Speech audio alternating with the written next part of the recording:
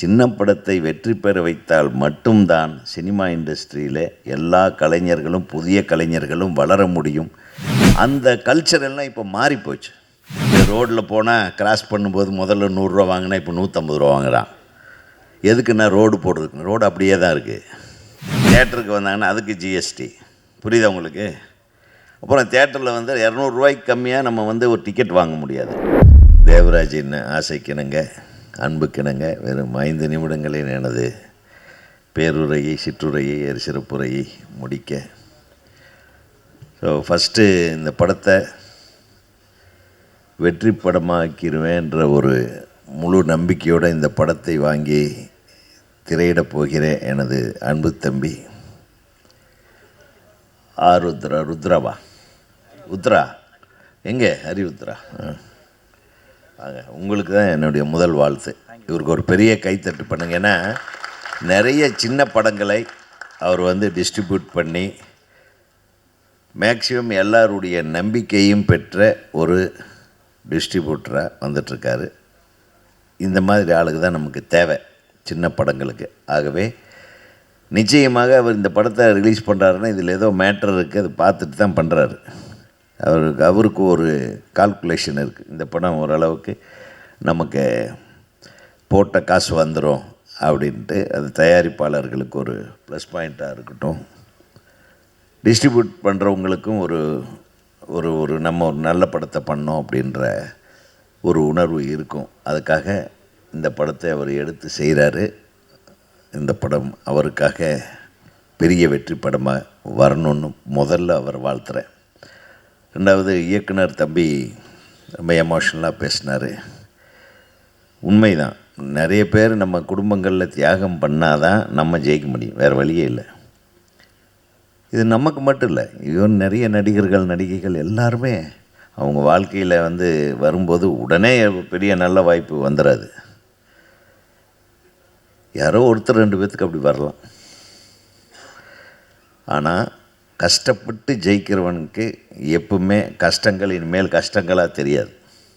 எப்பவுமே கஷ்டங்களும் வெற்றியாக தான் தெரிய போகுது. அதனால் நீங்கள் பட்ட அனுபவங்கள் அவங்க படத்தை பார்த்தாவே தெரியுது. கிடைத்த வாய்ப்பை எவ்வளவு சிறப்பாக பயன்படுத்த வேண்டுமோ அவ்வளோ ஒவ்வொரு ஷாட்டும் டேக்கிங்கும் மேக்கிங்கும் இட்ஸ் வெரி குட் தம்பி. Wish you all the best. இந்த படத்தை வாழ்த்த வந்திருக்கும் இயக்குனர்கள், இளம் இயக்குனர்கள் ஜோஷுவா, அப்புறம் கெவின் பட இயக்குனர், அப்புறம் வேறு யார், நம்ம என்னுடைய தம்பி பேரரசு. அவர் நாளைக்கு மாநாடு இருக்கிறதுனால கிளம்பிட்டார் போல்ருக்கு. அந்த வேலையை போயிருக்காரோ, சொல்லாமல் கொள்ளாமல் கிளம்பிட்டானே. சரி, எதுவுமே அவசரமாக பேசிட்டு போயிட்டார். எனிவே, இந்த படத்தோட தயாரிப்பாளர் நல்ல அமைதியாக அன்பாக டாக்டர் தன்னுடைய மகனுக்காக ஒரு பெரிய ரிஸ்க் எடுக்க முன் ரிஸ்கை தொடரவும் தான் திட்டமிட்டிருப்பதை பார்க்கும்போது அவருக்கு ஒரு பெரிய கான்ஃபிடென்ஸ் இருக்குது. ஸோ அந்த கான்ஃபிடென்ஸ் ஜெயிக்கணுன்றதுக்காக ஒரு தடவை நம்ம எல்லோரும் கைத்தட்டிடுவோம். ஏன்னா உங்கள் மாதிரி புதுசாக தயாரிப்பாளர்கள் வரலைன்னா இந்த சினிமாவை யாராலையும் காப்பாற்ற முடியாது. இன்றைக்கி இருக்கிற பெரிய பெரிய சம்பளம் வாங்குகிற நடிகர்களானாலும் இயக்குனர்களானால் அவங்களுக்கெல்லாம் காரணம் வாழ்க்கையை கொடுத்தவன் ஒரு சின்ன தயாரிப்பாளர், ஒரு ஆரம்ப தயாரிப்பாளராக. அது நீங்கள் உங்கள் மகனுக்காக எடுத்ததாக மட்டுமே நான் சொல்லலை. எத்தனையோ பேர் இதனால் பேர் வாங்க போகிறாங்க. அதில் உங்கள் பிள்ளையும் ஒருத்தர். ரொம்ப எக்ஸ்ட்ராடினரியாக நடிச்சிருக்கீங்க தம்பி, வாழ்த்துகள். ரொம்ப முதல் படத்திலேயே இது ஏற்றுக்கொள்ள கொஞ்சம் கஷ்டம், டைஜஸ்ட் பண்ணுறது கஷ்டமான கேரக்டர். ஏன்னா சும்மா ஒரு லவ் பாயாவோ ஒரு ஃபேமிலி பாயாவோ அப்படியே ஒரு 2 டூயட்டு பாடிட்டு ஒரு டான்ஸை போட்டு ஏமாற்றிட்டு போகாமல் இந்த மாதிரி ஒரு மென்டலாக டிஸ்டர்ப்டு ஒரு பையன், அவனுக்குள்ள சில ஏதோ ஒரு மென்டல் டிஸார்டர் இருக்குது. ஸோ அதனால் சில டைமில் ஏதோ பண்ணிடுறான். அது எதனால் பண்ணுற அதை கதைக்குள்ளே போக வேண்டாம். ஸோ அதை அந்த கேரக்டராக மாறி அந்த பையன் பண்ணுற சில ஷார்ட்ஸ் எல்லாம் ஆக்டிங் பார்த்த உடனே நான் வந்து ரொம்ப அப்ரிஷியேட் பண்ணுறேன். ஐ wish you all the best. ஏன்னா இந்த முதல் படத்துலேயே இவ்வளோ பெரிய முயற்சி எடுத்து உங்கள் டைரக்டர் உன்னை வந்து கஷ்டப்படுத்தி நடிக்க வச்சாரோ, அவர் கஷ்டப்பட்டு உன்னை நடிக்க வச்சாரோ, நீ கஷ்டப்பட்டு நடித்து அவரை சந்தோஷப்படுத்துன்னு எனக்கு தெரியாது. But both of you have done well. All the best. அப்புறம் ஷேஷ்விகா, கரெக்ட், எம்ஏ ரைட்? அது அந்த சிரிப்பு ரொம்ப நல்ல சிரிப்பு ஒன்றுது, சிரிச்சுக்கிட்டே இரு. ஏற்கனவே இவங்க நம்ம இவர் என்ன ஆண்டனி, நம்ம விஜய் ஆண்டனி சார் படத்தில் ஹீரோயினாக நடிச்சிருக்காங்க. ಕನ್ನಡ ಹುಡುಗಿ ಬನ್ನಿ ಬನ್ನಿ ತುಂಬ ಚೆನ್ನಾಗಿ ಬರಬೇಕು ಅಷ್ಟೇ, ಕರೆಕ್ಟಾ? நான் ஒரு கன்னட ಹುಡುಗಿயை இன்ட்ரடியூஸ் பண்ணேன், ಸೌಂದರ್ಯಾன்னு. Is no more. ಎರಡನಾவது ಕನ್ನಡ ಹುಡುಗಿನ ಇಂಟ್ರೊಡ್ಯೂಸ್ ಮಾಡಿದೆ, லக்ஷ்மி ராய். ஷீ இஸ் இப்போ பாம்பேயில் செட்டில் ஆகிட்டு சொல்கிறாங்க. ஸோ இங்கே நீங்கள் கன்னடத்துலேருந்து வந்தாவே கன்னட பைங்கிலி முதல்ல எங்களுக்கு சரோஜா தேவி அம்மா அவர்கள். கன்னடத்துலேருந்து வர்றவங்கெல்லாம் இங்கே ஜெயிச்சிருவாங்க பெரும்பாலும். So I wish you all the best. I think you have already started winning. நல்லா பண்ணியிருக்கீங்க. அந்த அந்த சுட்டித்தனமான ஒரு டாட்டர் கேரக்டர் லவ்லியாக பண்ணியிருக்கீங்க. Wish you all success. அப்புறம் வேறு என்ன சொல்ல, இந்த படத்தில் இவங்க அம்மாவாக நடிச்சிருந்தீங்க, நல்லா தான் நடிச்சிருந்தீங்கம்மா. பின்னி பெடல் எடுத்திருந்தீங்க. அவர் சொன்னால் ஷார்ட் முடித்த உடனே என்ன சாப்பாடுன்னு கேட்பீங்க. நாங்கள் அது உங்களை பார்த்தாவே தெரியுது, நல்லா சாப்பிடுவீங்க. கொஞ்சம் சாப்பாடை குறைச்சிக்கிட்டிங்கன்னா இன்னும் கொஞ்சம் நிறைய கேரக்டர்ஸ் வர்றதுக்கு வாய்ப்பு இருக்குது. கரெக்டாக டைரக்டரே? நீங்கள் சொல்லியா? சந்தோஷமாக இந்த நல்லா சாப்பாடு போட்டிருக்காங்க இல்லை கம்பெனியில். ஓகே, வாழ்த்துக்கள். இந்த திரைப்படத்தில் பயணித்த ஒவ்வொருவருக்கும் நான் வந்து வாழ்த்து சொல்லணுன்னு அவசியம் இல்லை. இன்றைக்கி சின்ன படங்கள் வந்து ரொம்ப சஃபர் ஆகிட்டுருக்கு, உங்களுக்கு எல்லாத்துக்கும் தெரியும். எல்லோரும் சொல்கிறாங்க சின்ன படங்கள் ஒரு 10 படம் 12 படம் போன வாரம் ரிலீஸ் ஆச்சு, எந்த படமுமே வந்து கலெக்ஷன் பண்ணதாக இல்லை, தெரியல எனக்கு. இருந்தாலும் தொடர்ந்து சின்ன படங்களை எடுக்கிறோம், நியாயமாக எடுக்கிறோம், நேர்மையாக எடுக்கிறோம், உழைச்சி எடுக்கிறோம், உண்மையாக எடுக்கிறோம்.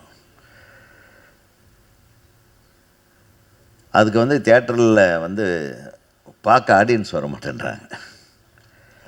அது காரணம் என்னென்னா,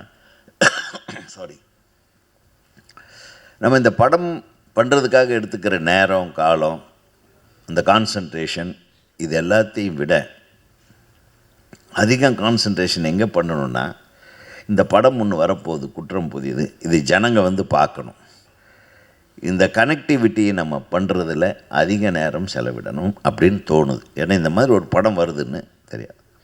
திடீர்னு ஒரு டிஸ்ட்ரிபியூட்டர் சார் சொல்லுவார், சார் அடுத்த வாரம் தியேட்டர்லாம் கிடைக்குதே, எத்தனை படம் ரிலீஸ் ஆகுது அந்த டைமில்? பார்த்தீங்களா, 8 படம் ரிலீஸ் ஆகுது. அந்த 8 படத்து பேர் யாராச்சும் சொல்ல முடியுமாங்க? அடுத்த வாரம் ரிலீஸ் 29. என்னென்ன 8 படம் யாராச்சும் தெரியுமா? தெரியாது.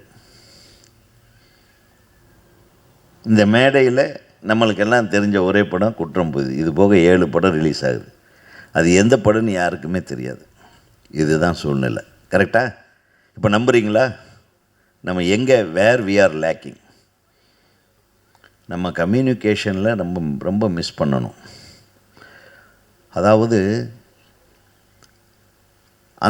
அந்த காலம்னு கூட சொல்ல முடியாது. நம்ம படம் பண்ணுற காலங்களில் ஒரு ஷெட்யூல் போகும்போதே அந்த ஷெட்யூலில் என்னென்ன எடுக்கிறாங்க, எந்தெந்த இடத்துல லொக்கேஷனில் எடுக்கிறாங்க, எல்லா ப்ரெஸ்ஸையும் கூப்பிட்டு போயிடுவோம். ப்ரெஸ்ஸுக்கு தெரியும் யார் யார் நடிக்கிறாங்க. உடனே இந்த படப்பிடிப்பு துவங்கியது, அது ஒரு 4 பக்கம் போடுவாங்க, 10 பத்திரிக்கையில் போடுவாங்க. எல்லாம் அந்த கல்ச்சர் எல்லாம் இப்போ மாறி போச்சு. ஒன்லி கடைசி வாரம், ஒரு வாரத்துக்கு முன்னாடி நம்ம இந்த மாதிரி ஒரு ஃபங்க்ஷனை வச்சு நம்ம படத்தை கொண்டு போய் சேருங்க, நம்ம படத்தை கொண்டு போய் சேருங்கன்னு எல்லா பாரத்தையும் இவங்க மேலே இவங்க என்ன பண்ணுவாங்க? ஒரு நியூஸ் போட முடியும். இவங்க reporters, they can give write-up, இதை பற்றி ஒரு சின்ன ரைட்டப் கொடுக்கணும். அதை எடிட்டர் பார்ப்பார். எங்கே டைம் கிடைக்குதோ, எங்கே இடம் இருக்கோ, எவ்வளவு இடம் இருக்கோ அந்த இடத்துல சொல்லுவாங்க. கரெக்டாக நான் சொல்கிறது கரெக்டா? அப்போ இவங்கள போய் குறை சொல்லக்கூடாது. நம்ம டே ஒன்லேருந்தே நம்ம என்றைக்கு படம் ஆரம்பிக்கிறோமோ அன்னையிலிருந்தே நம்ம பப்ளிசிட்டி ஸ்டார்ட் பண்ணிவிட்டு போட்டுக்கிட்டே இருக்கும். அப்படி போட்டதுனால தான் எங்கள் படங்கள்லாம் ரீச் ஆச்சு. நம்மளை விட வெளியே இருக்கிறவனுக்கு தெரியும் எந்தெந்த தேட்டரில் ரிலீஸ் ஆகுது, எத்தனாம் தேதி ரிலீஸ் ஆகுதுன்னு. ஸோ அந்த நிலைமை வரணும். இப்போ எப்படி அமெரிக்காவில் வரியை போட்டானே, நம்ம ஊர் சாமானோட விலை அங்கே ஜாஸ்தி ஆகிடும். அது எவ்வளோ ஜாஸ்தி ஆகுதுன்னு யாருக்கும் தெரியாது, நமக்கு தெரியுமா? ஸோ அங்கே வரியை போடுறான், இங்கே வரியை போடுறான், இங்கே டிக்கெட் ரேட்டே ஏற்றுறானுங்க. நம்ம 2500 இல்லை சாரி ஒரு 25,000 சம்பளம் வாங்குறவனுக்கு அதே சம்பளம் தான்.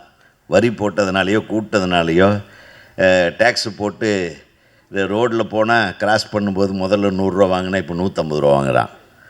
எதுக்குன்னா ரோடு போடுறதுக்கு. ரோடு அப்படியே தான் இருக்குது, எல்லாமே அப்படியே தான் இருக்குது. ஆனால் நம்மக்கிட்ட வாங்குகிற டேக்ஸு மட்டும் ஜாஸ்தியாக இருக்குது. இருக்கிற காசெல்லாம் பாக்கெட்லேருந்து ஒரு ப்ரெஸ் ரிப்போர்ட்டருக்கே சொல்கிறேன், அவன் 2 வருஷத்துக்கு முன்னாடி வாங்கின சம்பளத்தை இன்றைக்கி வச்சுருந்தான்னா இன்றைக்கி கட்டுப்படி ஆகாது. இன்றைக்கி சாப்பாடு என்ன விலை, அதுக்கு ஜிஎஸ்டி. தேட்டருக்கு வந்தாங்கன்னா அதுக்கு ஜிஎஸ்டி. புரியுதா உங்களுக்கு? அப்புறம் தேட்டரில் வந்து 200 ரூபாய்க்கு கம்மியாக நம்ம ஒரு டிக்கெட் வாங்க முடியாது. அப்புறம் ஒரு கொஞ்சம் காசு செலவு பண்ணால் தான் தேட்டர்லேருந்து வெளியே போக முடியும். குடும்பத்தோடு வந்தோம்னா ஒரு 1000-1500 ரூபாய் ஆகும். ஸோ இத்தனையும் மீட் பண்ணி பார்த்தா ஒரு மாதத்தில் முக்கியமாக ஒரு பெரிய படம் வருதுன்னா ஒரு படம் மட்டும் பார்ப்பாங்க. மீதி படம் பார்க்குறதுக்கு நம்ம ஆளுக்கு டேக்ஸை கட்டிவிட்டு இருக்கிறதெல்லாம் செலவு பண்ணிவிட்டு கையில் காசு இல்லாமல் படம் சரியில்லைன்னு சொன்னாங்க. அதாவது போக வரைக்கும் கையில் காசு இருக்காது. படம் சரியில்லைன்னு சொன்னாங்க, படம் வந்திருக்கு எல்லாமே தெரியும். ஸோ இந்த மாதிரி தன்னையும் ஏமாற்றி, இந்த படம் எடுக்கிறவங்களையும் ஏமாற்றி, நம்மளை நாமே ஏமாற்றி, இந்த சமுதாயமே ஏமாந்துக்கிட்டு இருக்கிறோம் வாழ்நாள் புழுக்க. இதிலேருந்து நம்ம வெளியே வரணும்னா என்ன பண்ணணும்? கரெக்டாக பப்ளிசிட்டி பண்ணணும், கரெக்டாக ரிலீஸ் தேதி அனௌன்ஸ் பண்ணணும். எங்கெங்கெல்லாம் நம்மளுக்கு இடர்பாடுகள் இருக்கிறதோ அங்கெங்கெல்லாம் போராடி நம்ம இடர்பாடுகளை கலைந்து சினிமா துறையினர் ஒன்று சேர்ந்து சினிமா இண்டஸ்ட்ரி நல்லா இருக்கணுன்றதுக்காக ஒரு போராட்டத்தை முன்னெடுக்கணும். இல்லைன்னா சினிமா எடுக்கிறவங்க எல்லாமே கம்மியாயிடுவாங்க. ஒரு 4-5 பேரை தவிர வேறு யாரும் படம் எடுக்க முடியாது. 2 கோடியிலேருந்து 5 கோடி வரையிலும் இன்வெஸ்ட் பண்ணி படம் எடுக்கிறவங்க அந்த 5 கோடியையும் ஒவ்வொரு தடவையும் இழக்க தயாரா? சொல்லுங்கள். எத்தனை தடவை இழப்பாங்க? மொத்தமாக ஒரு ரவுண்டு கட்டி ஒரு 100 பேர் காலி ஆகிட்டாங்கன்னா அதுக்கப்புறம் சின்ன படம் யாருமே பண்ண மாட்டாங்க. சின்ன படத்தை வெற்றி பெற வைத்தால் மட்டும்தான் சினிமா இண்டஸ்ட்ரியில் எல்லா கலைஞர்களும் புதிய கலைஞர்களும் வளர முடியும், சினிமா துறையும் வளரும், சினிமா பத்திரிகையாளர்களும் பிஸியாக இருப்பாங்க. இல்லைன்னா உங்களுக்கும் வேலை இல்லாமல் போய்டும். வெறும் நாளே இப்போவே வேலை இல்லை. உண்மையும் சொல்கிறேன், நான் முதல்ல இருந்து கொடுத்த வேலையெல்லாம் உங்களுக்கு கிடையாது. இந்த மாதிரி கூப்பிட்டா கொஞ்ச நேரம் உட்காந்துட்டு நீங்கள் எழுதணுமே தவிர மீதி யாரை ஒரு ஹீரோவை போய் பார்க்க முடியுமா உங்களால்? முதல்ல எத்தனை ஹீரோயின், எந்த ஹீரோயினையும் விடாமல் பார்க்குற ஒரு ஆள் ஒருத்தன் உட்காந்துருக்கான். அந்த பழைய ஹீரோயின் ஃபோட்டோவையே போட்டுட்டு எவ்வளோ நாள் தான் நீ போர் அடிப்பே? இவனை பார்க்காதவங்க நம்ம சினிமாக்காரனாகவே இருக்க முடியாது. ஸோ இந்த மாதிரி பாவம் பட்ட பார்த்து முடியை வளர்த்து தாடி வளர்த்து எல்லாத்தையும் வளர்த்து ஆளே ஒரு மாதிரியாக இருக்காப்புல. பாருங்கள், ஒரு சினிமாவில் எவ்வளவு இளமையாக துருன்னு வந்த ஒரு எனது நண்பனை பாருங்கள், பாவமாக சாமியார் மாதிரி ஆகிட்டான். இதை உதாரணத்துக்கு சொல்கிறேன். ஒரு பத்திரிகையாளர் நிலையே இந்த மாதிரி இருக்கும்போது இவ்வளவு கோடி இன்வெஸ்ட் பண்ணுற ஒரு தயாரிப்பாளருடைய நிலைமை எப்படி இருக்க போகுது? எல்லோரும் படத்தை ஆதரிங்க. நீங்கள் தான் கொண்டு போய் சேர்க்கணும்னு உங்கள் மேலேயே சுமையை சுமத்துறாங்களேன்றதுக்காக தான் நான் உங்களுக்கு வக்காலத்து வாங்கலை. நீங்கள் முதல்ல இருந்தே ஸ்ப்ரெட் அவுட் பண்ணணும். ஒரு படம் ஆரம்பிக்கிற நாள்லேருந்து பப்ளிசிட்டி ஆரம்பித்தா தான் சின்ன படங்களுக்கு ஒரு 10 தடவை தினத்தந்தியில் வரணும். 10 தடவை மாலை முரசில் வரணும், 10 தடவை நியூஸ் ட்ராக்கில் வரணும், 10 தடவை எல்லா யூடியூபர்ஸுகளும் இந்த மாதிரி ஒரு படப்பிடிப்பு நடந்தது.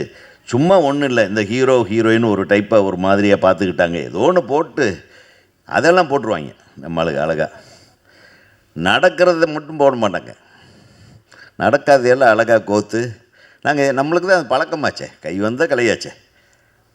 ஒரு சிலர் சொல்கிறேன், தேவராஜே உன்னை போன்ற அன்பானவர்கள் பண்பானவர்கள் இருக்கிற வரை சினிமா ஒன்றும் கவலையப்படாதீங்க, நிச்சயமாக இங்கே இருக்கிறவங்க கொண்டு போய் சேர்த்துருவாங்க. ஆனால் உங்கள் திரைப்படம் சேர வேண்டிய இதயங்களை சரியாக சென்று சேர்ந்தால் நிச்சயமாக இந்த படம் மிகப்பெரிய வெற்றி படம் என்று கூறி, இந்த திரைப்படத்தில் பங்கு பெற்ற அனைத்து தொழில்நுட்ப கலைஞர், அது மியூசிக் டைரக்டரை விட்டேன். மியூசிக் டைரக்டர் நல்லா தான் பண்ணியிருக்கீங்க பிரதர். சென்னைக்கு மாடித்தீரா, நீயும் கன்னடமா? தமிழ் தானா? சரி, கன்னட படம் தான் பண்ணிகிட்ருக்கீங்க நீங்கள். ஓகே, 5 படம் பண்ணியிருக்காரு, வாழ்த்துக்கள். நல்லா இருந்தது உங்கள் பாட்டு, 2 பாட்டுமே நல்லா இருந்தது. நடித்த அனைவருமே நல்லா நடிச்சிருக்காங்க. இங்கே பேசுகிறவங்க எல்லாருமே நல்லா பேசுனாங்க. டைரக்டர்ஸ், புது டைரக்டர்ஸ் எல்லாருக்கும் வாழ்த்துக்கள்ப்பா. நீங்கள் மீண்டும் மீண்டும் தொடர்ந்து வெற்றி படங்களை கொடுக்கணும். அதே தயாரிப்பாளர்களும் சரி, தொடர்ந்து தயாரிப்பில் இறங்குங்க. அடுத்த படத்தில் நீங்கள் பெருசாக இன்னும் நல்ல சிறப்பான ஒரு திரைப்படத்தை தயாரிக்க வேண்டும். நம்ம ஹீரோ தொடர்ந்து நல்ல படங்களை தேர்ந்தெடுத்து நடிக்க வேண்டும். என்ன, ஆல் தி பெஸ்ட், நல்லா பண்ணுறீங்க. Wish you all success. So wish you all the best for all the technicians and actors and actresses. Thank you.